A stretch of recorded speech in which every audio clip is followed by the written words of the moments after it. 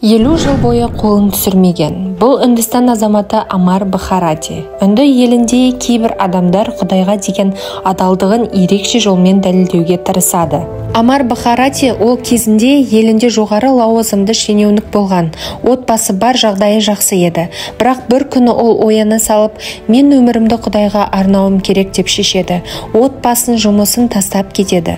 1973 жылы оң қолын жоғары көтереді. Және содан бері ешқашан түсірмеген 50 жыл бойы. Неге?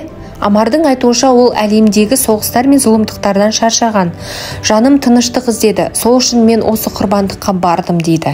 Басында оң қолы қатты ауырған, ұйықтай алмай түн бойы жаны қиналған, бірақ бәріне төтеп берген. Қазір ол тіпті сол қолын түсіргісі келсе де түсіре алмайды, себебі қолы толық семіп кеткен, сүйегі қатып қалған, бұлшық еті жоқ. Ал саусақтарының тырнағы ше 50 жылдан бері алынбаған. Сол үшін олар спираль тәрізді оралып кеткен. Бұл ақылынан алжасқан адамның ісі ме, әлде шынайы сенім мен ерік күші ме? Егер бұл оқиға сені таң қалдырған болса, міндетті түрде пікір қалдыр, лайк басып кет. Мен бұл адамның өмірі жайлы ұзын әрі толық видео түсіретін боламын.